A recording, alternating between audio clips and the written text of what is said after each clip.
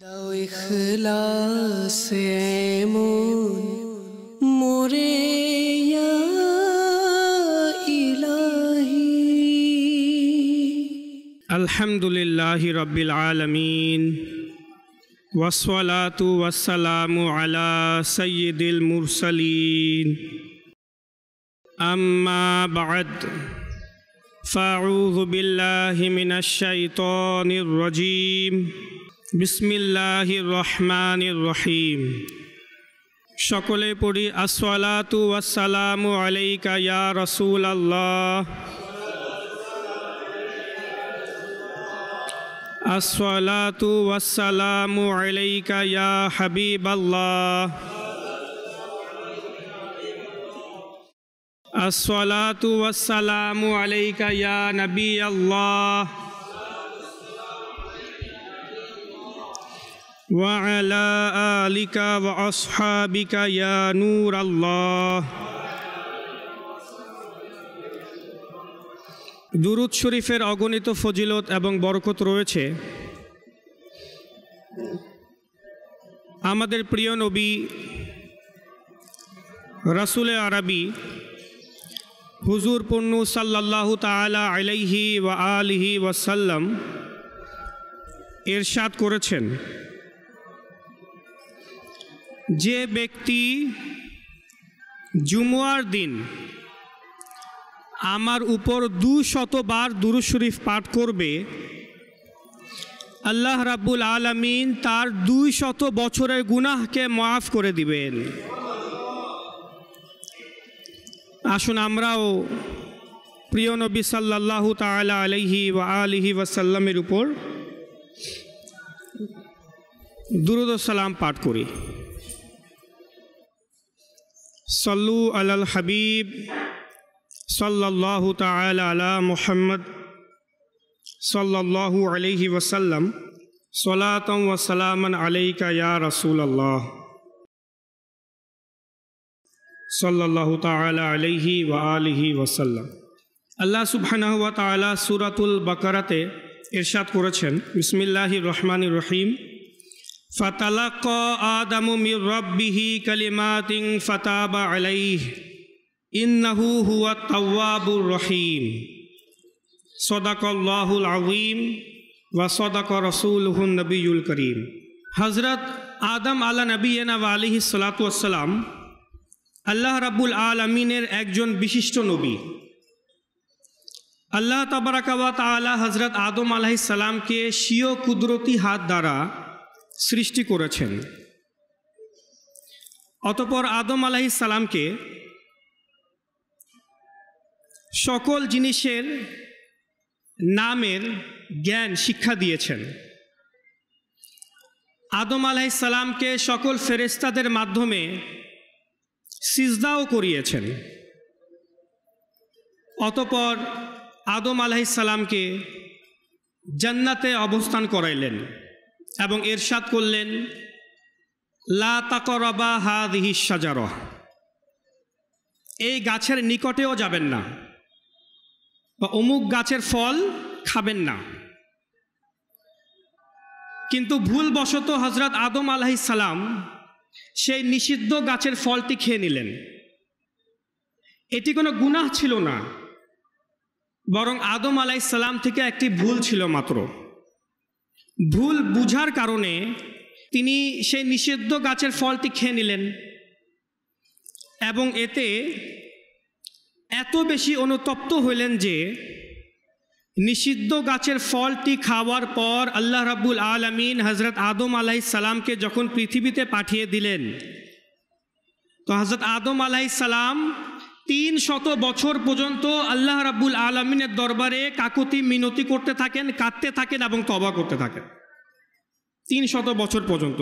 যদিও বা এটি কোনো গুনাহ ছিল না, বরং একটা ভুল ছিল। ভুল বুঝার কারণে তিনি যে নিষিদ্ধ গাছের ফলটি খেয়ে নেন, তিনি বুঝতে পারেন নাই এটা ওই গাছই যে গাছের ব্যাপারে আল্লাহ তাআলা মানা করেছেন, নিষেধাজ্ঞা বলেছেন। তাফসীরে নাইমিতে রয়েছে, এ ভূপৃষ্ঠে 5 জন ব্যক্তি এমন রয়েছে যারা সবচেয়ে বেশি কেঁদেছে। প্রথমত হচ্ছে হযরত আদম আল্লাহ নবিয়ানা আলাইহিস সালাতু ওয়াস সালাম 300 বছর পর্যন্ত শুধু কেঁদেছেন তিনি পৃথিবীতে আসার পর। অতঃপর হযরত ইয়াকুব আল্লাহ নবিয়ানা আলাইহিস সালাতু ওয়াস সালাম নিজের প্রিয় সন্তান হযরত ইউসুফ আলাইহিস সালামের বিচ্ছেদে তিনি অনেক বেশি কেঁদেছেন, এত কেঁদেছেন যে চোখের দৃষ্টিশক্তি কমে যায়। হযরত ইয়াহইয়া আলাইহিস সালাম নবী, ইয়াহইয়া আলাইহিস সালাম আল্লাহর ভয়ে অনেক বেশি কাঁদতেন, যা অনেক প্রসিদ্ধ। চতুর্থ, মা ফাতেমাতুজ জাহরা রাদিয়াল্লাহু তাআলা আনহা, আমার প্রিয় নবী সাল্লাল্লাহু তাআলা আলাইহি ওয়াসাল্লামের প্রিয়তম কন্যা সন্তান মা ফাতেমাতুজ জাহরা, যখন আমার প্রিয় নবী সাল্লাল্লাহু আলাইহি ওয়াসাল্লাম প্রকাশ্য পর্দা করলেন, ইন্তেকাল করলেন, তো নিজের বাবার বিচ্ছেদে, প্রিয় নবীর বিচ্ছেদে মা ফাতেমাতুজ জাহরা রাদিয়াল্লাহু তাআলা আনহা অনেক বেশি কেঁদেছেন। এবং ইমাম জাইনুল আবিদিন রাদিয়াল্লাহু তাআলা আনহু কারবালার ঘটনার পর, যিনি কারবালাতে পুরুষের মধ্যে যিনি বেঁচে গিয়েছিলেন, ইমাম জাইনুল আবিদিন রাদিয়াল্লাহু তাআলা আনহু এই কারবালার ঘটনা সংঘটিত হওয়ার পর সারা জীবন অনেক বেশি কেঁদেছেন। তো এই সকল ব্যক্তিবর্গদের মধ্যে যে 5 জনের নাম নিলাম, তাদের মধ্যে আবার সবচেয়ে বেশি যদি হিসাব করলে দেখা যায় সবচেয়ে বেশি কেঁদেছে আদম আলাইহিস সালাম। তো 300 বছর পর্যন্ত কান্নাকাটি করার পর, আদম অশ্রু প্রবাহিত করার পর আদম আলাইহিস সালামের সাথে কি ঘটল?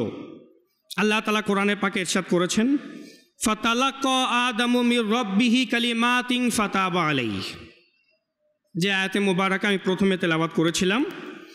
অতঃপর আদম আলাইহিস সালাম শিখে নিলেন নিজের প্রতিপালকের পক্ষ থেকে কিছু কালিমা, কিছু বাক্য, তিনি তা পাঠ করলেন। ফাতাবা আলাইহি, আল্লাহ রাব্বুল আলামিন আদম আলাইহিস সালামের তওবা কবুল করে নিলেন। নিঃসন্দেহে হুয়া তাওয়াবুর রহিম, নিঃসন্দেহে আল্লাহ রাব্বুল আলামিন তওবা কবুলকারী এবং দয়ালু। এখন প্রশ্ন হচ্ছে, আদম আলাইহিস সালামকে আল্লাহ রাব্বুল আলামিন এমন কি কালেমা শিখিয়ে দিলেন, বা আদম আলাইহিস সালাম এমন কি কালিমা পাঠ করলেন যে আল্লাহ রাব্বুল আলামিন আদম আলাইহিস সালামের সে ভুলকে ক্ষমা করে দিয়েছেন? আসুন শুনি। এটি হাদিসে মুবারাকাতে মুফাসসিরিনে কেরামগণ রিওয়ায়াত করেছেন যে সে কালিমাটি কি। 1400 বছরের সকল বড় বড় মুফাসসিরিনে কেরাম এবং মুহাদ্দিসিনে কেরামগণ এই হাদিসে মুবারাকাটি নিজের কিতাবে উল্লেখ করেছেন, এত প্রসিদ্ধ। ইমাম হাকিম আল মুস্তাদরাকের মধ্যে, ইমাম তাবরানি মুআজাবুল আওসাত এবং মুআজাবুস সাগীরে, মাজমাউজ জাওয়ায়েদে, খাসাইসুল কুবরার মধ্যে, মাওয়াহিবুল লাদুনিয়া, তাফসিরে দুররে মনসুর, ইমাম জালালউদ্দিন সুয়ুতি, বড় বড় মুহাদ্দিসিনে কেরামগণ এই হাদিসে মুবারাকাতে, তাফসিরে রুহুল বয়ানে এই হাদিসে মুবারাকাটি রিওয়ায়াত করা হয়েছে। তাফসিরে আজিজি এবং হিলিয়াতুল আউলিয়ার মধ্যেও ইমাম আবু নাঈমও রিওয়ায়াত করেছেন। এগুলো সব প্রসিদ্ধ কিতাব, যা উলামায়ে কেরামদের মাঝে অনেক বেশি প্রসিদ্ধ, সাধারণ মানুষরা না জানলেও উলামায়ে কেরাম জানেন। হযরত আদম আলাইহিস সালাম, হাদিসে মুবারাকাটি বলছি, হযরত আদম আলাইহিস সালাম যখন অপ্রত্যাশিতভাবে ভুলবশত, ইজতিহাদি ভুলের কারণে নিষিদ্ধ গাছের ফলটি খেয়ে নিলেন, তখন তিনি আল্লাহ রাব্বুল আলামিনের কাছে এই দুআটি পড়লেন, ইয়া রব্বি আসআলুকা বিহাক্কি মুহাম্মাদিন লিমা গফরতালি, হে আমার প্রতিপালক, তোমাকে মুহাম্মদ সাল্লাল্লাহু আলাইহি ওয়াসাল্লামের ওসিলা দিচ্ছি, আমাকে ক্ষমা করে দাও। আল্লাহ তাবারাকা ওয়া তাআলা জানা সত্ত্বেও, তিনি তো সব কিছু জানেন, তারপরেও জিজ্ঞাসা করলেন, হে আদম, তুমি মুহাম্মদ সাল্লাল্লাহু আলাইহি ওয়াসাল্লামকে কিভাবে চিনেছো? তুমি তাকে কিভাবে চিনো? তো হযরত আদম আলাইহিস সালাম ইরশাদ করেন, হে আমার প্রতিপালক, আপনি স্বীয় কুদরতি হাত দ্বারা যখন আমাকে সৃষ্টি করলেন এবং আমার ভিতরে আত্মা প্রবেশ করাইলেন, তো আমি আমার মুখমণ্ডলকে, আমার মাথাকে উপরের দিকে করি, তো আমি আপনার আরশে মুআল্লার তলে একটি কালিমা দেখতে পাই। সে কালিমাটি হচ্ছে লা ইলাহা ইল্লাল্লাহু মুহাম্মাদুর রাসূলুল্লাহ সাল্লাল্লাহু তাআলা আলাইহি ওয়াসাল্লাম। তখন আমি এই বিষয়টি অনুধাবন করতে পারি যে যেই সত্তার নাম আপনি নিজের নামের সাথে মিলিয়ে আরশের পায়ায় লিখিত রেখেছেন, সে ব্যক্তি নিঃসন্দেহে আপনার নিকটে সবচেয়ে বেশি প্রিয় হবে। তাই আমি মনে করলাম যে তার ওসিলা নিয়ে আমি আপনার কাছে দোয়া চাই, প্রার্থনা করি। তো আল্লাহ তাবারাকা ওয়া তাআলা ইরশাদ করেন, হে আদম, তুমি সত্য বলেছ, নিঃসন্দেহে মুহাম্মদ সাল্লাল্লাহু আলাইহি ওয়াসাল্লাম আমার নিকটে সমগ্র মখলুকের মধ্যে সবচেয়ে বেশি প্রিয়। এবং হে আদম, তুমি জেনে রাখো, যদি আমি মুহাম্মদকে সৃষ্টি না করতাম তাহলে আমি তো তোমাকেও সৃষ্টি করতাম না।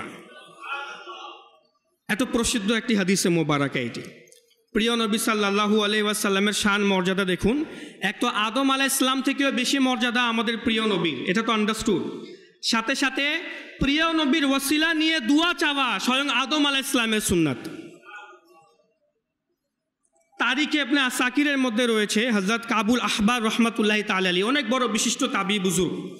তিনি ইরশাদ করেন যে একদা হযরত আদম আলাইহিস সালাম তার পরবর্তী সন্তান হযরত শীস আলাইহিস সালাম, যাকে আল্লাহ রাব্বুল আলামিন আদম আলাইহিস সালামের পরে সেকেন্ড যাকে নবুয়ত দ্বারা ধন্য করেছেন, অর্থাৎ আদম আলাইহিস সালামের পরবর্তী খলিফা হযরত শীস আলাইহিস সালাম, তাকে ইরশাদ করেন হযরত আদম আলাইহিস সালাম, হে বৎস, আমার নসিহত তোমার উপর থাকবে, তুমি যখনই আল্লাহ রাব্বুল আলামিনের জিকির করবে তো অবশ্যই অবশ্যই আল্লাহ তাআলার সাথে মুহাম্মদ সাল্লাল্লাহু আলাইহি ওয়াসাল্লামেরও জিকির করবে। কেননা যখন আল্লাহ তাবারাকা ওয়া তাআলা আমাকে সৃষ্টি করলেন তো আমি সর্বপ্রথম আরশে মুআল্লাতে মুহাম্মদ নাম লেখা দেখি। অতঃপর যখন আমি আসমানের ভ্রমণ করি তো আসমানের প্রত্যেকটি স্থানে আমি মুহাম্মদ নাম লেখা দেখি। যখন আল্লাহ তাবারাকা ওয়া তাআলা আমাকে জান্নাতে রাখলেন, ওই নিষিদ্ধ গাছের ফল খাওয়ার পূর্বে আমি যখন জান্নাতে ছিলাম তো জান্নাতের প্রত্যেকটি অট্টালিকায়, প্রত্যেকটি হুরের গলায়, ফেরেশতাদের চোখে, গাছের পাতায় পাতায় আমি মুহাম্মদ নাম লিপিবদ্ধ অবস্থায় দেখতে পাই। সুতরাং হে বৎস, মুহাম্মদ সাল্লাল্লাহু আলাইহি ওয়াসাল্লামের জিকিরকে নিজের উপর আবশ্যক করে নাও, কেননা আল্লাহ তাবারাকা ওয়া তাআলার নিকটে মুহাম্মদ সবচেয়ে বেশি প্রিয় এবং আল্লাহর ফেরেশতারা সর্বদা মুহাম্মদ সাল্লাল্লাহু আলাইহি ওয়াসাল্লামের জিকিরে মশগুল রয়েছে। তো আমাদের প্রিয় নবী সাল্লাল্লাহু আলাইহি ওয়াসাল্লাম আল্লাহ তাবারাকা ওয়া তাআলার কতই না প্রিয়। আচ্ছা, আদম আলাইহিস সালামের এই সম্পূর্ণ ঘটনা যা সূরা বাকারাতে রয়েছে, সূরা হিজরের মধ্যেও রয়েছে, সূরা আরাফের মধ্যেও রয়েছে, বিভিন্ন জায়গায় আল্লাহ তাবারাকা ওয়া তাআলা এই ঘটনাকে রিপিট করেছেন আমাদের শিক্ষার জন্য। আদম আলাইহিস সালাম এবং ইবলিসের সে ঘটনাটি যা অনেক প্রসিদ্ধ, এই ঘটনাতে কিন্তু আমাদের জন্য একটা শিক্ষণীয় বিষয় রয়েছে। সংক্ষিপ্ত আকারে বলার চেষ্টা করব। বিষয়টি হচ্ছে, আদম আলাইহিস সালামকে আল্লাহ তাবারাকা ওয়া তাআলা নিষেধ করেছিলেন অমুক গাছের ফল খাবে না, কিন্তু আদম আলাইহিস সালাম ভুলবশত তা খেয়ে নিলেন। অপরদিকে আল্লাহ তাবারাকা ওয়া তাআলা সকল ফেরেশতাদেরকে, যেখানে শয়তানও ছিল, আদেশ করেছিলেন আদমকে সিজদা করো। সকল ফেরেশতারা সিজদা করেছিল, কিন্তু ইবলিস শয়তান করে নাই। তো সেও আল্লাহ তাবারাকা ওয়া তাআলার নাফরমানি করলো, আল্লাহ তাবারাকা ওয়া তাআলার আদেশের উপর আমল করে নাই। যদি বাহ্যিক দৃষ্টিতে আমরা একটু দেখি, আদম আলাইহিস সালাম এবং ইবলিস শয়তান দুইজনের দিক থেকেই আল্লাহ তাবারাকা ওয়া তাআলার আদেশের উপর আমল করা পাওয়া যায়নি। একদিকে আল্লাহ তাবারাকা ওয়া তাআলা আদম আলাইহিস সালামকে বলেছিলেন এই গাছের ফল খাবে না, তিনি ইজতিহাদি ভুলের কারণে অপ্রত্যাশিতভাবে খেয়ে নিলেন, আল্লাহর আদেশের উপর আমল পাওয়া যায়নি, হয়নি আমল। অপরদিকে আল্লাহ তাআলা ইবলিস শয়তানকেও বলেছিলেন সিজদা করো আদমকে, সে সিজদা করে নাই। তো শয়তানের দিক থেকেও আল্লাহ তাবারাকা ওয়া তাআলার আদেশের উপর আমল করা পাওয়া যায় নাই, সে আমল করে নাই আল্লাহর আদেশের উপর। অর্থাৎ দুইজনের ক্ষেত্রেই, দুইজনের বিষয়তেই আল্লাহ রাব্বুল আলামিনের আদেশের উপর আমল হয় নাই। কিন্তু একটু পর্যবেক্ষণ করলে আমরা বুঝতে পারবো দুইজনের পরিণামের মধ্যে, দুইজনের ফলাফলের মধ্যে বিরাট পার্থক্য। ইবলিস শয়তানকে আদেশ হলো সিজদা করো, সিজদা করে নাই, আল্লাহ তাআলা তাকে সব সময়ের জন্য বিতাড়িত করে দিলেন, সব সময়ের জন্য লানতি করে দিলেন। আল্লাহ তাবারাকা ওয়া তাআলা তাকে ইবলিস শয়তান ঘোষণা করলেন, বিতাড়িত করে দিলেন নিজের দরবার থেকে সব সময়ের জন্য। অপরদিকে আদম আলাইহিস সালামকে আদেশ দিয়েছিলেন এই গাছের ফল খাবে না, তিনি ভুল ক্রমে খেয়ে নিলেন। কিন্তু পরিণাম কি, ফলাফল কি? আদম আলাইহিস সালামকে খিলাফতের মুকুট পরিধান করিয়ে, অর্থাৎ নবুয়ত দান করে সম্মানের সাথে পৃথিবীতে পাঠিয়ে দিলেন। এবং পুরো মানব জাতির জন্য পিতা বানিয়ে দিলেন তাকে, আদম আলাইহিস সালামকে। দুইজনের ক্ষেত্রেই আল্লাহর আদেশের অমান্য পাওয়া যাচ্ছে, কিন্তু পরিণামের মধ্যে বিরাট পার্থক্য। ইবলিস শয়তান বিতাড়িত হইল, সব সময়ের জন্য ইবলিস হয়ে গেল। আদম আলাইহিস সালাম নবুয়ত দ্বারা ধন্য হইলেন এবং তাকে মানব জাতির জন্য পিতা, সকল মানব জাতির পিতা বানিয়ে দেওয়া হইল। কেন এই পার্থক্য? এই পার্থক্য সংক্ষিপ্ত আকারে বোঝার চেষ্টা করি, যার ব্যাপারে ওলেমায়ে কেরামগণও নিজেদের কিতাবের মধ্যে, হাদিসের কিতাবের মধ্যে আলোচনা করেছেন। পার্থক্য কি? পার্থক্য হচ্ছে মানুষ এবং ইবলিস। এই মানুষ এবং ইবলিসের পার্থক্যটাই আমাদের বুঝতে হবে, যে পার্থক্যটা আমাদের মধ্যে আছে কি নাই। 5টি মূল পার্থক্য রয়েছে এই পুরো বিষয়টিতে। 1, যখন আদম আলাইহিস সালাম নিষিদ্ধ গাছের ফলটি খেয়ে নিলেন, তিনি নিজের দোষকে স্বীকার করেন যে আমার থেকে ভুল হয়েছে। অপরদিকে ইবলিস শয়তান যখন সে সিজদা করে নাই এবং আল্লাহর অবাধ্যতা করল, তো সে নিজের দোষ তো স্বীকার করেই নাই, বরং সে আরও দলিল দেওয়া শুরু করে দিল যে আমি কেন সিজদা করব, আমি আগুনের সৃষ্টি, আদম মাটির সৃষ্টি, আমি তো তার থেকে উত্তম। সে দলিল দিতে লাগলো, নিজের দোষকে স্বীকার না করে, হ্যাঁ আমি আল্লাহর নাফরমানি করেছি, সে আরও দলিল দিতে লাগলো, তার উপর আরও অটল হয়ে গেল। আদম আলাইহিস সালাম যখন বুঝতে পারলেন, তিনি একটি ফল খেয়ে নিলেন যা থেকে আল্লাহ তাআলা বারণ করেছিলেন, তিনি সাথে সাথে তা মেনে নিলেন, হ্যাঁ আমার থেকে দোষ হয়েছে। দ্বিতীয় পার্থক্য, আদম আলাইহিস সালাম যখন নিষিদ্ধ গাছের ফল খেয়ে নিলেন, তিনি নিজের দোষ অপরের উপর চাপিয়ে দেন নাই, নিজের দোষ অন্যের উপর সাব্যস্ত করেন নাই, নিজের দোষ নিজের জন্য মেনে নিলেন, হ্যাঁ আমি এই দোষটি করেছি, নিজের জন্য সাব্যস্ত করলেন দোষটি, ত্রুটিটি। আর ইবলিস শয়তান কি করলো জানেন? যখন ইবলিস শয়তান সিজদা করে নাই এবং তাকে বিতাড়িত করা হলো, তখন সে বলল, সে এত খারাপ, সে বলে উঠল, হে আমার প্রতিপালক, এর শপথ যে তুমি আমাকে পথভ্রষ্ট করেছো। নাউযুবিল্লাহ। সে আল্লাহ রাব্বুল আলামিনকে বলে উঠল, তুমি আমাকে পথভ্রষ্ট করেছো আল্লাহ তাবারাকা ওয়া তাআলার ব্যাপারে। অপরদিকে আদম আলাইহিস সালাম কি বললেন? আল্লাহ তাআলা তাও কোরআনে পাকে কোট করেছেন, রব্বানা যালামনা আনফুসানা, হে আমার প্রতিপালক, আমি তো আমার উপর জুলুম করে বসেছি, আমি সে ফলটি খেয়ে নিলাম যা থেকে তুমি আমাকে বারণ করেছিলে। পার্থক্য বুঝছেন? ইবলিস শয়তান আল্লাহর উপর দোষ দিয়ে দিল, তুমি আমাকে পথভ্রষ্ট করলে, অথচ হিংসা সে নিজে করলো, অহংকার নিজে করলো, তার আমল খারাপ, তার মন খারাপ, কিন্তু সে দোষ দিচ্ছে আল্লাহ তাআলার উপর। আর অপরদিকে আদম আলাইহিস সালাম নিজের দোষ মেনে নিলেন। আচ্ছা, তৃতীয় হচ্ছে, আদম আলাইহিস সালাম নিজের কৃতকর্মের উপর অনুতপ্ত হইলেন, অনুশোচনা বোধ প্রকাশ করলেন, আল্লাহ আমি এটা কি করে বসলাম। এক রিওয়ায়াত অনুযায়ী আদম আলাইহিস সালাম পৃথিবীতে আসার পর কয়েক বছর পর্যন্ত আসমানে নিজের চোখ তুলেন নাই, লজ্জায়, এমন লজ্জা বোধ করলেন যে আল্লাহর ভয়ে, আল্লাহর লজ্জায়, যে আমি আল্লাহর একটা কথা রাখতে পারলাম না, আমি চোখই তুলেন নাই আসমানে, অনুতপ্ত। এটাকে বলে অনুশোচনা বোধ। আর অপরদিকে শয়তান কি করলো?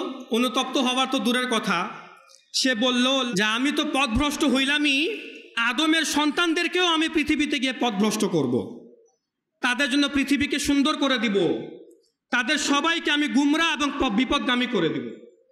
সে অনুতপ্ত হওয়া দূরের কথা, আরও নিজের গুনাহের উপর অটল হয়ে বলতে লাগলো আমি প্রতিশোধ নিব, আদমের সন্তানদের থেকে প্রতিশোধ নিব, আমাদের থেকে প্রতিশোধ নেবে। চতুর্থ হচ্ছে হযরত আদম আলাইহিস সালাম, চতুর্থ পার্থক্য, হযরত আদম আলাইহিস সালাম যখন নিজের ভুলটি বুঝতে পারলেন, সাথে সাথে তওবা করলেন এবং ইরশাদ করলেন, রব্বানা যালামনা আনফুসানা ওয়া ইল্লাম তাগফির লানা ওয়া তারহামনা লানাকুনান্না মিনাল খাসিরিন। এই দোয়া সর্বপ্রথম আদম আলাইহিস সালামই পড়েছিলেন, হে আমার প্রতিপালক, আমি তো আমার নফসের উপর জুলুম করে বসলাম, আমি নিজের উপর জুলুম করে বসলাম, তুমি যদি ক্ষমা না করো এবং দয়া না করো, তাহলে তো আমি ক্ষতির সম্মুখীন হয়ে যাব। আর অপরদিকে শয়তান কি করলো? তওবা করা তো দূরের কথা, সে বলল, আনযিরনি ইলা ইয়াউমি ইউবআসুন, হে আমার প্রতিপালক, তুমি আমাকে কিয়ামত দিবস পর্যন্ত সময় দিয়ে দাও। সে নিজের তওবাকে বিলম্ব করে দিল, তওবা তো করে নাই, আরও সময় চাইলো, আল্লাহ তুমি আমাকে সময় দাও কিয়ামতের দিন পর্যন্ত, আমি মানুষদেরকে পথভ্রষ্ট করব। সে তওবা করে নাই। এই হচ্ছে পার্থক্য। পঞ্চম, আদম আলাইহিসসালাম আল্লাহর রহমত থেকে নিরাশ হন নাই। তিনি জানতেন 300 বছর অতিবাহিত হয়ে গেল, তারপরে তওবা করেই যাচ্ছেন যে আল্লাহ তাআলার দয়া কোনো না কোনো দিন তো হবেই। তিনি আল্লাহর রহমত থেকে নিরাশ হন নাই, কিন্তু ইবলিস শয়তান আল্লাহর রহমত থেকে নিরাশ হয়ে গেল আর তওবাও করলো না, বরং সে অটল হয়ে গেল যে আমি পৃথিবীতে গিয়েও খারাপ কাজ করব, আদম সন্তানকে পথভ্রষ্ট করব। তো এই 5টি পার্থক্য মানুষ এবং ইবলিস শয়তানের মধ্যে রয়েছে। যদি মানুষের মধ্যে যদি এই 5টি গুণ না থাকে, তাহলে সে এক রকমের ইবলিস শয়তানি হয়ে যায়, তার মধ্যেও শয়তানি ঢুকে যায়। আর যদি সে পার্থক্য করতে পারে যা আমাদের আদি পিতা আদম আলাইহিস সালামের মধ্যে ছিল, তাহলে সে ফেরেশতার চেয়ে উত্তম হয়ে যায়।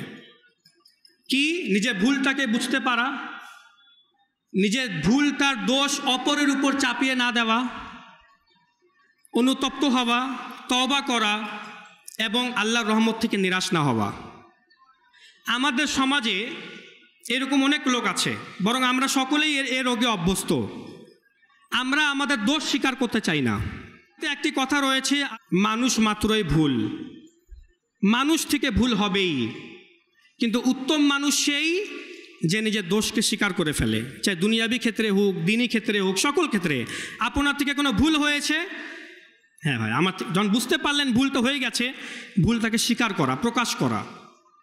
প্রিয় নবী সাল্লাল্লাহু আলাইহি ওয়াসাল্লাম ইরশাদ করেছেন, প্রত্যেক মানুষই ভুল সম্পাদনকারী, প্রত্যেক মানুষ থেকে ভুল হয়, কিন্তু উত্তম মানুষ সেই যে নিজের দোষ স্বীকার করে, যে তওবা করে।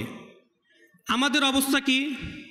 আমি ভুল স্বীকার করব, তাহলে তো আমার সম্মান নষ্ট হয়ে যাবে। 10 জন মানুষের সামনে আমি বলবো, আচ্ছা ভাই রাখেন, আমার থেকে ভুল হয়েছে, এ কথা আমি বলবো, তত আমার সম্মান গেল কই? আমার মাথা নত হয়ে যাবে আমি যদি নিজের দোষ স্বীকার করে ফেলি। আমার স্ট্যাটাস কয়ে গেল, আমার ইগো কয়ে গেল, সব তো শেষ হয়ে যাবে। নিজের থেকে ছোট বা যারা কম বয়সী তাদের সামনে নিজের দোষ স্বীকার করা, ওটা তো কল্পনাও করা যায় না। কখনো যদি আমাদের দোষ সবার সামনে প্রকাশ হয়েও যায়, আমরা কথাকে পেঁচিয়ে দিই, কথাকে পেঁচায় এমনভাবে ঘুরাই বলি একদম যেন সামনের লোকটাই দোষ করেছে, আমার দোষই নেই, কথাকে পুরো পেঁচাই দিই, ঘুরাই ফেলি, নিজের দোষ স্বীকার করবো না। কেন করব? আচ্ছা, অনেকেই লোভের কারণে নিজের দোষ স্বীকার করে না। লোভের কারণে যদি আমি আমার দোষকে স্বীকার করি, তাহলে তো আমার চাকরি চলে যাবে, টাকা আসা বন্ধ হয়ে যাবে, আমার উপার্জন বন্ধ হয়ে যাবে। অনেকে মনে করে দোষ স্বীকার করা চালাকি, অথচ দোষ স্বীকার না করা আরো বড় অপরাধ। এই দোষ স্বীকার না করার কারণে কত বড় বড় সংসার ভেঙে যায়, তালাক পর্যন্ত কথা চলে যায় একটা ইগোর কারণে। আমি দোষ স্বীকার করব না, স্বামী নিজের দোষ মানতে চায়, হ্যাঁ আমার থেকে ভুল হয়েছে, কথা আমি প্রথমে বলেছিলাম। আর না, স্ত্রী নিজের দোষ মানতে চায়, হ্যাঁ আমি প্রথমে একটু ব্যাকা কথা বলে দিয়েছিলাম, তার বাবা নিয়ে, তার মা নিয়ে কিছু বলে দিয়েছিলাম। কেউ নিজের দোষ মানতে রাজি হয় না। ভাই বোন নিজের ক্ষেত্রে নিজের দোষ মানতে রাজি করে না, অথচ বড় বড় রাজত্ব, বড় বড় সম্প্রদায় ধ্বংস হয়েছে নিজের দোষ না মানার কারণে। এটা এত বড় একটি অপরাধ। একবার হযরত ঈসা আলা নবিয়িনা ওয়া আলাইহিস সালাতু ওয়াস সালাম কোথাও যাচ্ছিলেন সফরে, তিনি সর্বদা সফররত অবস্থায় থাকতেন ঈসা আলাইহিস সালাম। তো এক ব্যক্তি এসে বলল, হুজুর আমাকে আপনার সংস্পর্শে রাখেন, আমি আপনার সাথে সাথে থাকবো, আপনার নবী আল্লাহ, আমি আপনার সাথে সাথে থাকবো। ঈসা আলাইহিস সালাম বললেন, আচ্ছা ঠিক আছে চলো। সামনের দিকে অগ্রসর হলেন, কিছু খাবার প্রয়োজন বোধ হইল, তো বসে গেলেন এক জায়গায়। তো ঈসা আলাইহিস সালামের নিকটে 3টি রুটি ছিল। কয়টি? 3টি রুটি ছিল। একটি রুটি নিজে খেলেন, আরেকটি রুটি ওই নিজের সাথীকে দিলেন, ওই ব্যক্তিকে। তৃতীয় রুটিটি রেখে তিনি সামনেই পুকুর বা নদী ছিল, তিনি সেখান থেকে পানি পান করতে গেলেন। আর সে ব্যক্তি ওখানে বসেছিল। পানি পান করে যখন আসলেন, তো দেখলেন সেখানে রুটি নাই। ওই একটি রুটি রেখে গেলেন, সে রুটি নাই।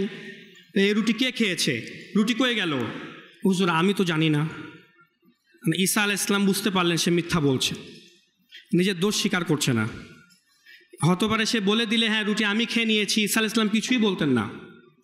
কিন্তু ঈসা আলাইহিস সালাম কষ্ট পেলেন যে সে মিথ্যা কেন বলছে, দোষ স্বীকার করছে না কেন। আচ্ছা, ঈসা আলাইহিস সালাম তারপর তাকে সঙ্গে করে নিয়ে কিছুই না বলে সামনের দিকে অগ্রসর হলেন। কিছুক্ষণ অনেক দূর হাঁটার পরে আবার ক্ষুধার অনুভব হইল, কিন্তু তখন ঈসা আলাইহিস সালামের কাছে আর কিছু খাবার ছিল না। তো তিনি দেখলেন একটি হরিণী নিজের 2টি ছোট ছোট বাচ্চাকে নিয়ে দাঁড়িয়ে আছে। ঈসা আলাইহিস সালাম যত নবীদের তো ক্ষমতা থাকে, তিনি হরিণীর একটি বাচ্চাকে ইশারা করলেন, এদিকে এসো। ওই বাচ্চা চলে আসলো। তিনি তাকে জবাই করলেন, ভুনা গোশত তৈরি করলেন, নিজেও খেলেন, ওই ব্যক্তিকেও খাওয়াইলেন।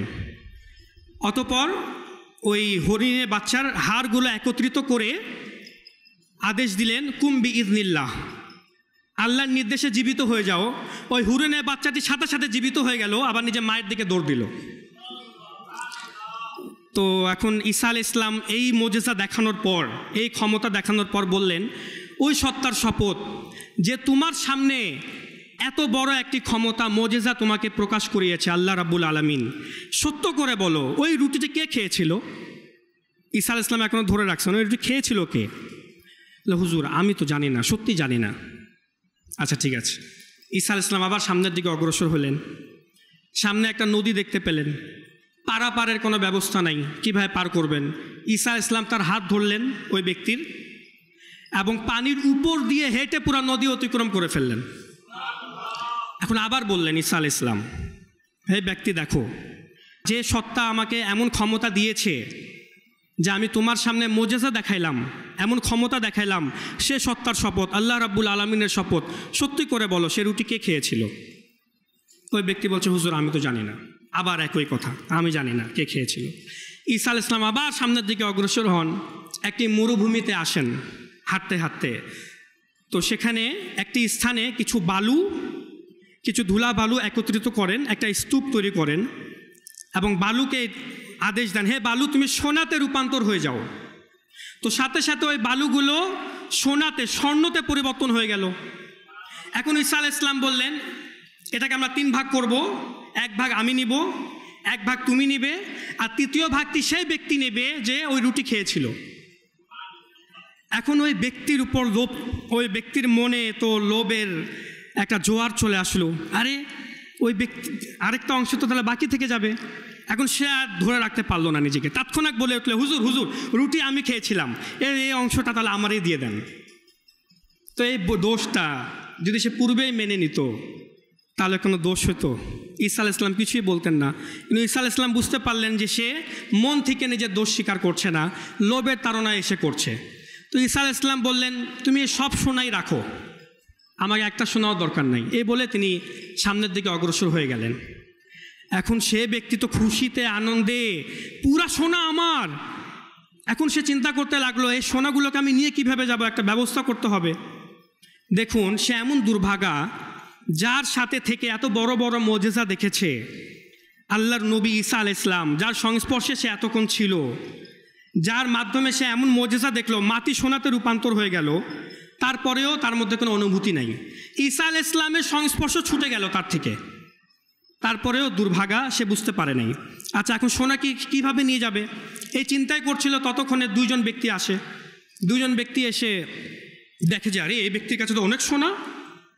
তো তার কাছ থেকে স্বর্ণ নেওয়ার তারা চেষ্টা করলো। যখন দেখছে যে ওই ব্যক্তি দিচ্ছে না, তখন তারা মনস্থ করলো যে একে এখন হত্যাই করে দিব। আর সেই ব্যক্তি যখন দেখলো আরে এরা তো সোনার জন্য আমাকে হত্যাই করে দিবে, বলো বাবা দাঁড়াও, আমরা একটা কাজ করি, এই স্বর্ণকে 3 ভাগে ভাগ করে নেই, ঝগড়াই শেষ। তারা বললো আচ্ছা ঠিক আছে, আমরাও রাজি। এখন ওই ব্যক্তি বললো, আমরা একটা কাজ করি, আমারও ক্ষুধা পেয়েছে, মরুভূমি এলাকা, নিঃসন্দেহে তোমরাও ক্ষুধা পেয়েছো, আমাদের মধ্যে থেকে একজন বাজারে গিয়ে খাবার নিয়ে আসুক, খাবার আনার পর আমরা আমাদের ক্ষুধা নিবারণ করার পর স্বর্ণ 3 ভাগে সমানভাবে ভাগ করে নেব। তো তাদের মধ্যে থেকে একজন গেল খাবার আনার জন্য। এখন যে খাবার আনতে গিয়েছে সে চিন্তা করলো, আমি যদি এই খাবারে বিষ মিশ্রিত করে দেই তাহলে ও 2 জন খাবার খেয়ে সাথে সাথে মারা যাবে, পুরো স্বর্ণ আমার। এখন সে সত্যি সত্যি খাবার ক্রয় করে তাতে বিষ মিশিয়ে নিয়ে আসতেছে। অপরদিকে তারা 2 জন যারা স্বর্ণের সাথে আছে, সোনার স্তূপের সাথে আছে, তারা চিন্তা করছে যে খাবার আনতে গিয়েছে, সে আসার সাথে সাথে যদি আমরা তাকে হত্যা করে দেই তাহলে স্বর্ণকে শুধুমাত্র 2 ভাগ করতে হবে, আমরা বেশি করে অংশ পাবো, তাহলে আমরা তাকে হত্যাই করে দেব, সে আসুক। এখন সে 3য় ব্যক্তি আসলো, ওই 2 জন মিলে তাকে হত্যা করে দিল, সে গেল মারা। এখন তারা 2 জন খুশি আনন্দে মাত্র 2 জন ভাগ করবে, খাবার খেতে বসলো। খাবার খেতে খেতেই বিষের প্রতিক্রিয়া শুরু হয়, তৎক্ষণাৎ সাথে সাথে 2 জনে মারা গেল।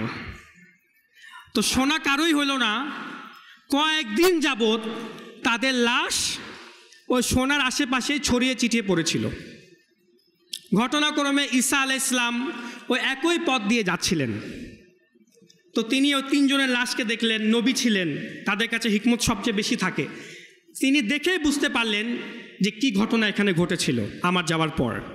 তিনি সাথে সাথে তার সাথে যে লোকজন ছিল, হাওয়ারি ছিল, সাহাবি ছিল, তো ঈসা আলাইহিস সালাম তাদেরকে উদ্দেশ্য করে বললেন, দেখো দেখো, এটা হচ্ছে আসল দুনিয়া, যে দুনিয়া কাউকে ছাড়ে না। এই বলে ঈসা আলাইহিস সালাম সামনের দিকে অগ্রসর হয়ে গেলেন। তো এখন বলেন, ওই ব্যক্তি যে একটা রুটি খেয়ে নিজের দোষ স্বীকার করে নাই, তার লোভ, তার খারাপ অভ্যাস, তার পরিণাম কোন দিকে নিয়ে গেল? তাই নিজের দোষকে স্বীকার করা, নিজের ভুলকে বুঝতে পারা, এটা অনেক মহৎ একটি গুণ। নিজের দোষকে স্বীকার করবেন, এটা আদম আলাইহিস সালামের তরিকা, আমাদের পিতার তরিকা এটি। তো ইগো, স্ট্যাটাস, অহংকার, আমি আমার দোষ কেন মানব, এগুলো ছেড়ে দিন, এগুলো খারাপ কথা। আপনার ছোটোর সামনেও যদি আপনার থেকে কোনো ভুল হয়ে যায়, স্বীকার করে ফেলুন, সেখানে হিকমত খাটাবেন না, সেটা হিকমত না, সেটা বোকামি। এ ছোটোর সামনে আমার ভুল হয়ে গেছে, চালাকি করে একটু কথা ঘুরাই দেই না, এটা মুসলমানদের তরিকা না, এটা নবী রাসূলদের তরিকা না। নবী রাসূলদের তরিকা হচ্ছে নিজের দোষকে স্বীকার করা। আল্লাহ তাবারাকা ওয়া তাআলা যা শুনলাম তা এর উপর আমল করার এবং অপরের নিকট তা পৌঁছানোর তৌফিক দান করুক। মাত্র একটি টপিক নিয়ে, নিজের দোষকে স্বীকার করা, এটা নিয়ে আলোচনা করলাম। আরও 4টি গুণ যা আদম আলাইহিস সালামের মধ্যে ছিল, যা আদম আলাইহিস সালাম এবং ইবলিস শয়তানের মধ্যে পার্থক্য করে দেয়। যদিও বা দুইজনের ক্ষেত্রে আমল পাওয়া যায়নি, তারপরেও পার্থক্য কত বিরাট, সে বিষয়ে অন্য কোনো সময় ও 4টি টপিক নিয়ে আলোচনা করব। আল্লাহ তাআলা যা শুনলাম তা স্মরণ রাখার তৌফিক দান করুক। আমিন বিজাহিন নবীল আমিন সাল্লাল্লাহু তাআলা আলাইহি ওয়া আলিহি ওয়াসাল্লাম। সাল্লু আলাল হাবিব সাল্লাল্লাহু তাআলা আলা মুহাম্মদ সাল্লাল্লাহু আলাইহি ওয়াসাল্লাম। দাও ইখলাস এমন